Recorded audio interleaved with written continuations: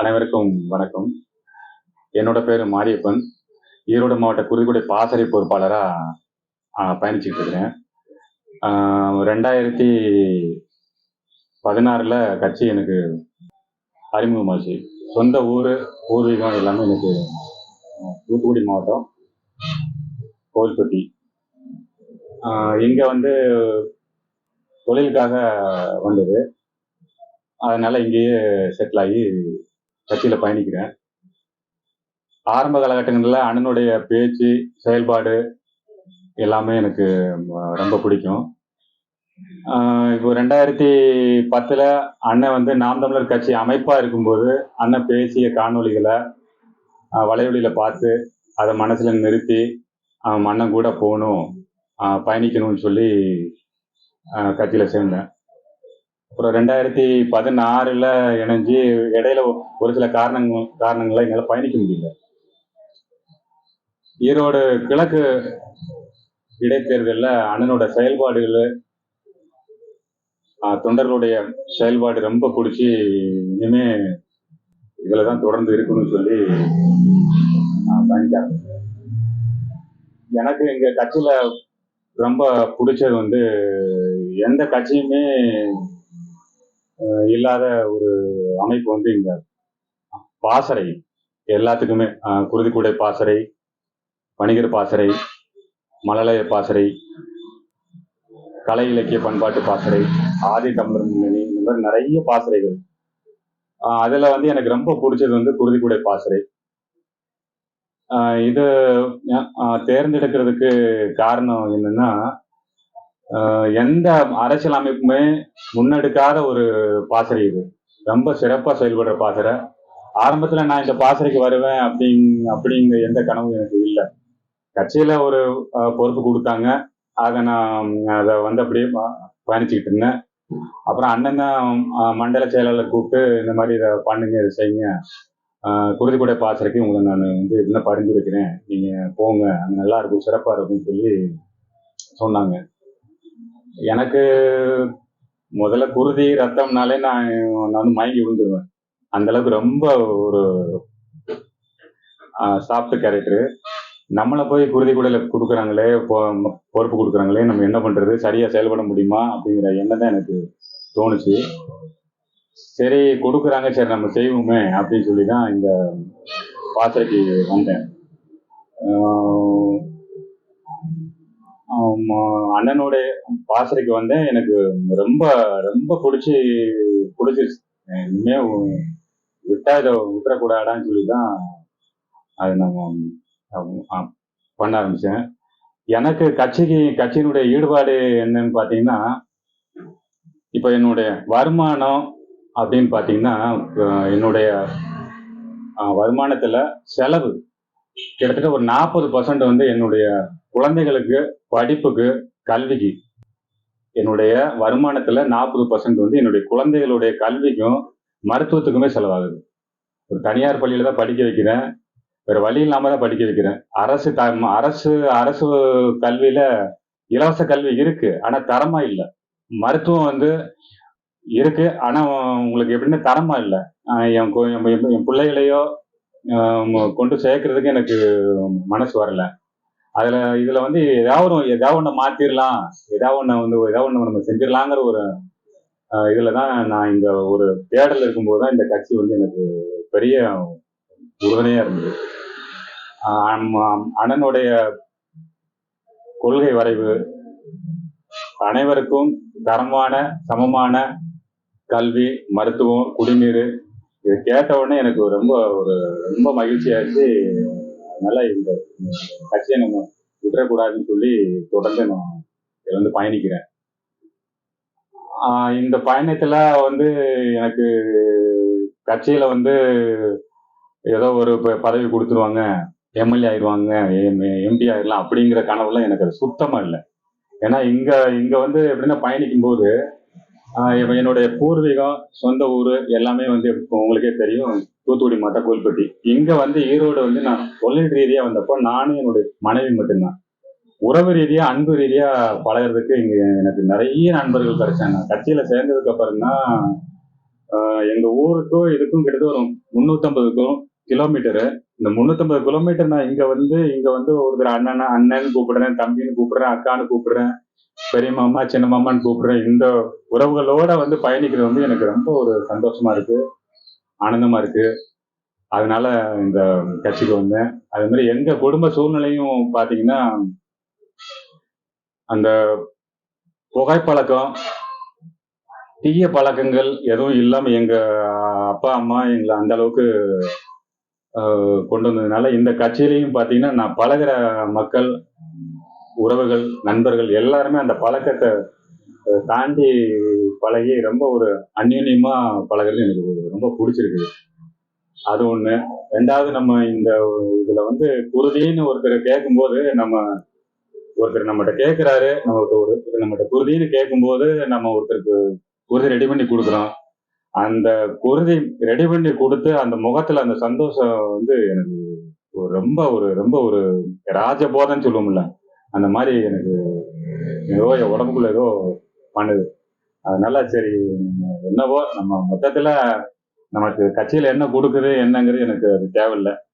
கட்சியில நம்ம இருக்கணும், அவ்வளவுதான். அது சும்மா எனக்கு ஒரு ஆரம்பத்துல இந்த அடிப்படை உறுப்பினர் அட்டைன்னு ஒண்ணு கொடுத்தாங்க.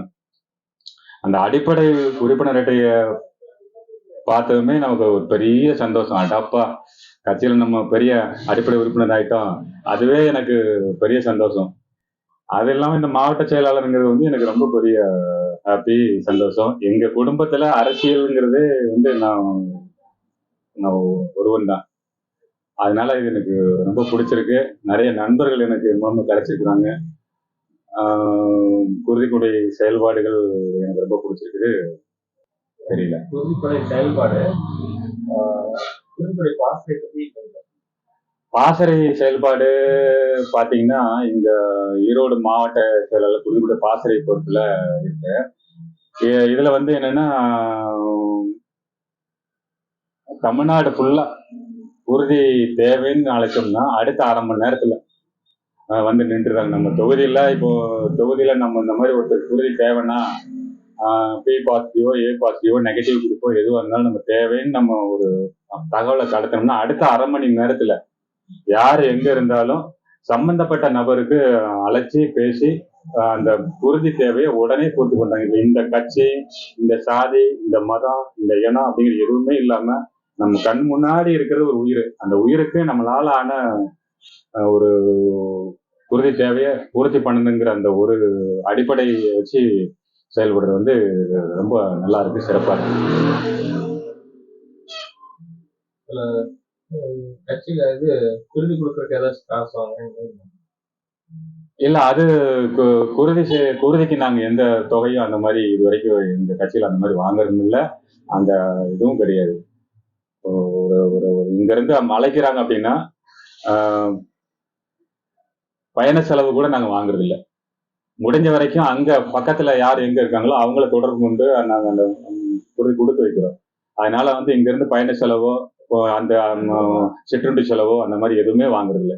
எல்லாமே இலவசமாவே அண்ணனுடைய கட்சியினுடைய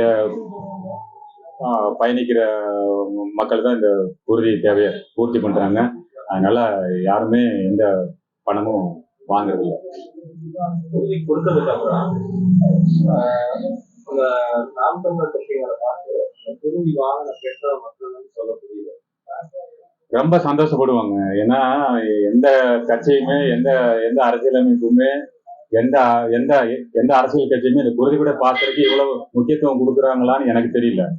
ஆனா இந்த கட்சி மட்டும்தான் குருதி கூட பாசறைக்குன்னு சொல்லி ஒரு அமைப்பை உருவாக்கி அதுக்கு இணை துணை போட்டு செயலாளர் போட்டு அதை ரெடி பண்ணி அது இந்த அளவுக்கு வந்து பொறுப்பா திறம்பட செய்வது வந்து அது ரொம்ப வியப்பா இருக்கு. அது வந்து அண்ணன் எங்களுக்கு வந்து மாநில தலைமை அண்ணா அரிமாநாதன் அண்ணா வந்து ரொம்ப சிறப்பா செயல்படுறாங்க. அதே மாதிரி ஐயா தலைவர் மருத்துவர் ஐயா பாலசுப்ரமணியா இவங்கெல்லாம் வந்து ரொம்ப ஒரு ஊட்டமா இவங்க கூட இருந்து இதெல்லாம் பண்ணுங்க, இதெல்லாம் செய்யுங்க, இதெல்லாம் சிறப்பா பண்ணுங்க எங்களுக்கு சீருடை கொடுத்து எங்களை பாராட்டி ரொம்ப சிறப்பா பண்றாங்க. இதுவே எங்களுக்கு ஒரு பெரிய உத்வேகம். உறுதி கொடுக்குறவங்களுக்கு பாராட்டு சான்றிதழ் நாங்க ஆம், தலைமையில இருந்து எங்களுக்கு அடிச்சு கொடுக்குறாங்க. உறுதி கொடுத்த அடுத்த 10 நிமிஷத்துல அவங்களுடைய பெயர் போட்டு எங்க உறுதி கொடுத்தாங்க, உறுதி வகை, கொடுத்த தேதி போட்டு அப்பவுமே கையோடயே நாங்க உறுதி கொடுத்துடுறோம். ஆஹ் பாராட்டு சான்றிதழ் கொடுத்துடுறோம். அது இல்லாம அன்னைக்கு நடக்கிற ஏதோ ஒரு கலந்தாய்வோ, அந்த வருஷத்துல நடக்கிற ஒரு கூட்டமோ, அண்ணன் வரக்கூடிய நிகழ்வு அந்த மாதிரி எது இருந்ததுன்னா அவங்கள கூட்டு போய் நாங்க ஒரு ஆஹ், புகைப்படம் எடுக்க வைக்கிறோம். அதுவும் இல்லாம இதுல ஏன் பிலிம்பர் பேனர் பயன்படுத்துறீங்க சான்றிதழ்ல? எதற்கு? ஐயா திலீபன் ஐயா வந்து அந்த அளவுக்கு ஐயாவுடைய ஈகைய, அந்த குடைய சொல்ற அளவுக்கு எனக்கு வந்து தகுதி இருக்கான்னு எனக்கு தெரியல. ஆஹ் கிட்டத்தட்ட ஒரு 16 நாள் எச்சு முழுங்காம அந்த இலங்கையில நடந்த அந்த படுகொலைக்கு அமைதி படைய திரும்ப பெற சொல்லி அந்த 5 கோரிக்கைகளை வலியுறுத்தி அண்ணன் இருந்த அந்த 16 நாள் உண்ணாவிரதம் வச்சு கூட முழுங்காம 16வது நாள் இறந்த அந்த ஈகைக்காக, அந்த உறுதிக்காக, மன உறுதிக்கு உயிரையே கொடுத்த ஒரு நபரு உறுதி தேவைக்கு உறுதி கொடுக்கணும் அப்படிங்கிற ஒரு ஈகைய வெளிப்படுத்தணுங்கிறதுக்காக தான் திலீபன் ஐயா நாங்க படமா வச்சிருக்கிறோம். அது இந்த அளவுக்கு இனி விட மூத்த அண்ணன் கேட்டீங்கன்னா இதை ரொம்ப தெளிவா சிறப்பா சொல்லுவாங்க. ஏதோ எனக்கு தெரிஞ்ச மொழியில உங்களுக்கு சொல்லியிருக்கிறேன். அதே மாதிரி உறுதிக்குறை பாசத்துல நிகழ்வு எடுப்பீங்க, பெரிய நிகழ்வா? ஒவ்வொரு பாசனுக்கும் ஒவ்வொரு பெரிய நிகழ்வு, அதை பத்தி சொல்லுங்க. ஒவ்வொரு வருஷமும் வந்து குருதிக்குடை பாசறை வந்து குறிப்பா வந்து 3 நிகழ்வு ரொம்ப குறிப்பா இருக்கும். ஒண்ணு வந்து மே 18, அப்புறம் வந்து செப்டம்பர் 26 திலீபன் நிகழ்வு, நவம்பர் 26 மாவீரர் நாள். இந்த வருஷத்துல இந்த 3 நிகழ்வும் ரொம்ப முக்கியம். இதுல வந்து ஒரு குருதிக்குடை முகாம் நடத்துவோம். குருதிக்குடை முகாம் நடத்தி இப்போ ஈரோடு மாவட்டம்னா ஈரோடு மாவட்டம் ஒருங்கிணைஞ்சு குருதிக்குடை முகாம் நடத்தும் போது அந்த முகாம்ல ஒவ்வொரு வருஷமும் இப்ப கடந்த வருஷம் கிட்டத்தட்ட ஒரு ஈரோடு, பெருந்துறை எல்லாம் சேர்த்து ஒரு ஒரு 56 யூனிட் ரத்தம் நாங்க நவம்பர் 26க்கு குருதிக்குடையா நாங்க கொடுத்துருக்கோம். இதே மாதிரி ஒவ்வொரு வருஷமும் வந்து நாங்க குருதிக்குடை கொடுக்குறோம். மக்களுக்கு எங்களுடைய சேவையை நாங்க செஞ்சுறோம். ஆள் பலம், அதிகார பலம் எதுவுமே இல்லாம எங்களால முடிஞ்ச அளவுக்கு எங்களால மக்களுக்கு என்ன சேவை செய்ய முடியுமோ அந்த சேவையை வந்து நாங்க எங்க மக்களுக்கு தொடர்ந்து நாங்க செய்யறோம். அதிகாரம் இருந்ததுன்னா இன்னும் கொஞ்சம் சிறப்பா செய்வோம். மக்கள் நீங்க வாக்களிக்கும் போது நேர்மையான முறையில காசுக்கு பணம் கொடுக்காத வாக்காளர்களை ரொம்ப கவனிச்சு வாக்கு போடுங்க. நீங்க வாங்குற ஒவ்வொரு காசும் அது உங்களோட எதிர்கால பிள்ளைங்களுடைய வாழ்க்கைய ரொம்ப சீரழிக்கிற மாதிரியான ஒரு சூழ்நிலையாயிடும். என்னைய இந்த அளவுக்கு குருதிக்குடை பாசறையில தக்க வைக்கிற இது வந்து எப்படி சொல்றது, என் பிள்ளைங்களுக்கு. ஏன்னா இப்ப இருக்கிற சூழ்நிலைகள் வந்து குடிக்க தண்ணி, இருக்க இடம், சாப்பிட்ற சாப்பாடு எதுவுமே வந்து இங்க வந்து எப்படின்னா தரமா இல்லை. நம்மளால ஏதாவது ஒண்ணு நம்ம பிள்ளைகளுக்கு வந்து செஞ்சுட்டு போகணும்னு நான் நினைக்கிறேன். அதை வந்து எப்படின்னா என்ன நான் வந்து தன்னிச்சையா செய்யணுங்கிறது அது அது அது வந்து சாத்தியமானு எனக்கு தெரியல. அதனோட அந்த கட்சியோட நான் பயணிக்கிறேன். வரக்கூடிய என் பிள்ளைங்களுக்கு, எளிய பிள்ளைகளுக்கு தூய குடிநீர், தூய காற்று, சரி சமமான கல்வி இதை வச்சுட்டு போகணும்னு நினைக்கிறேன். என் பிள்ளைங்களை நான் டாக்டர் ஆக்கணும், இன்ஜினியர் ஆக்கணும், வழக்கறிஞர் ஆக்கணும் அப்படிங்கிற எந்த எண்ணமும் எனக்கு இல்லை. என் பிள்ளைங்களுக்கு வந்து தூய குடிநீர், சுத்தமான காற்று, சரிசமமான கல்வி முறை இதை ரொம்ப எதிர்பார்க்கிறேன். இதை நோக்கி தான் நான் கட்சிக்கு நான் ஏற்கப்பட்ட பயணிக்கிறேன். நவம்பர் 26 ஈரோடு கிழக்கு தொகுதி சார்பா அரசு மருத்துவமனையில உறுதி கொடுத்துருந்தோம். அப்போ வந்து ஒரு ஒரு நிகழ்வு 22 யூனிட் நாங்கள் கொடுத்துருந்தோம் ஈரோடு கிழக்கு தொகுதி சார்பா. அந்த 22 யூனிட்டுமே வந்து அந்த அரசு மருத்துவர் வந்து அதை பொதுவாக எப்படின்னா ஒரு குருதியை வாங்கி அதை வந்து எப்படின்னா ப்ராசஸ்ன்னு சொல்லுவாங்க, கிளீனிங்னு சொல்லுவாங்க. கிளீனிங் பண்ணும்போது என்ன பண்ணுவாங்கன்னா ஒரு சில இதை வந்து ரிஜெக்ட் பண்ணுவாங்க. இப்போ உதாரணத்துக்கு வந்து புகைப்பழக்கம் இருக்கும், அவங்க வந்து தெரியாம குருதி கொடுப்பாங்க.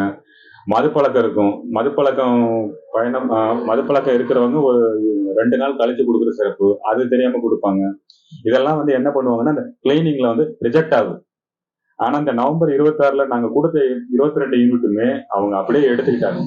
அது வந்து எப்படின்னா அவங்க கிட்ட சொன்னது வந்து நாங்க எல்லா அரசியல் கட்சியிலையும் நாங்க குருதிக்குடை முகாம் நடத்திருக்கிறோம். ஆனா அந்த நாம் தமிழர் கட்சியில இருந்து நடத்துற குருதிக்குடை முகாம் வந்து எங்களுக்கு ரொம்ப சிறப்பு. 22 யூனிட் கொடுத்தீங்க. அந்த 22 யூனிட்டுமே எதுவுமே வேஸ்ட் இல்ல. எல்லாமே சிறப்பா இருந்தது அப்படின்னு சொல்லிட்டு சொன்னாங்க. அது எனக்கு ரொம்ப பெருமையா இருந்தது. பெருமையா இருந்தது. ரொம்ப மகிழ்ச்சியா இருந்தது. அது எனக்கு ஒரு பயணம். அதே மாதிரி குருதி கொடுக்கறதுக்கு தயவு செஞ்சு முன்வாங்க. அந்த குழந்தைங்கள 18 வயசு ஆனா ஓட்டு போடுறதுக்கு எவ்வளவு உரிமை இருக்கோ அதே மாதிரி 18 வயசு ஆயிடுச்சுன்னா குருதி கொடுக்கறதுக்கு உங்களுக்கு உரிமை இருக்கு. ஒரு குருதி தேவைங்கிறது வந்து ஒவ்வொருத்தரும் கொடுக்கும்போது தான் அது பூர்த்தியாகும். அதை நீங்க கொஞ்சம் கவனிச்சுக்கணும். நீங்க வீட்டில் பெரியவங்க குழந்தைங்கள குழந்தைங்களுக்கு குருதி கொடுக்கறதுக்கு அவங்கள ஊக்கப்படுத்துங்க. ஏன்னா குருதிங்கிறது ஒரு மனுஷன்ட்டு இன்னொரு மனுஷன்ட்ட கொடுத்தா மட்டும்தான் அந்த தேவை பூர்த்தியாகும். நம்மளால அதை உருவாக்க முடியாது. எவ்வளவு விஞ்ஞானம் எவ்வளவு வளர்ச்சி அடைஞ்சாலும் ஒரு மனுஷன்ட்ட இருந்து இன்னொரு மனுஷன்ட்ட போகும்போது தான் அந்த குருதி தேவை பூர்த்தியாகும். தேவை பூர்த்தியாகிறதுக்கு எல்லாரும் குருதி கொடுங்க. அந்த குருதியினுடைய பயன்பாடை அவங்களுக்கு விளக்கி சொல்லுங்க. எளிய பிள்ளைங்களுக்கு விளக்கி சொல்லுங்க. நன்றி, வணக்கம். நாம் தமிழர்.